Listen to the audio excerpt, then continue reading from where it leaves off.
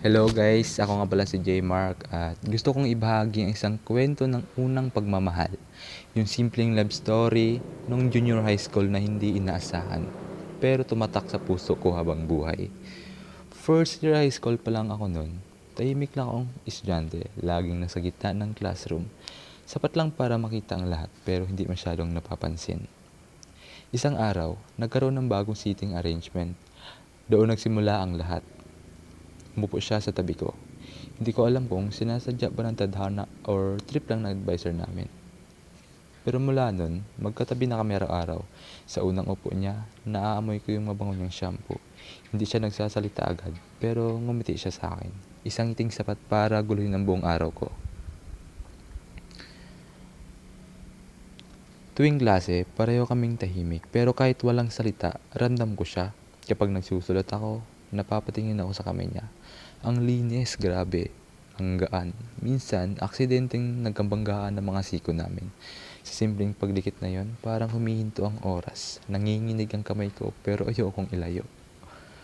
Kapag malamig ang aircon, napapansin kong bagya siyang nanginginig. Gusto kong ialok ang jacket ko pero nauunahan ako ng kaba. Kaya tahimik lang akong umuusog ng kaunti. Sapat lang para maramdaman niya yung presensya ko, ganun.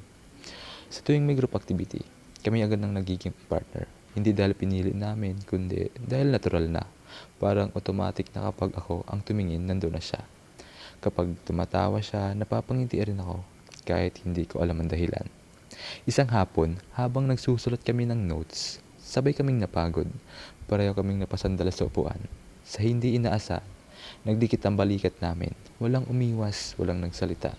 Pero sa katahimikan na yon, mas maingay pa sa sigawan tibok ng puso ko. Doon ko na-realize na hindi ko lang siya gusto, nahuhulog na ako. Simula nun, mas naging special ang bawat araw. Kahit simpleng klase lang, parang may kulay. Kahit walang usap, ramdam ko ang koneksyon. Hindi kailanman ng matamis na salita kasi sapat na ang pagiging magkatabi. Hanggang ngayon, kahit na ang junior high ko, dala ko pa rin ang alaalang upuang iyon.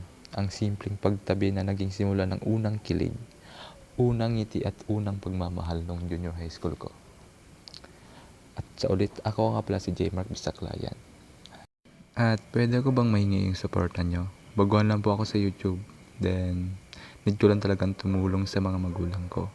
Pwede rin po kayo mag-suggest ng mga kwento or yung kwento nyo about sa love life nyo. Ako na bahala magbasa, promise. Basta nakasubscribe kayo at nakalike. Bye! Bye!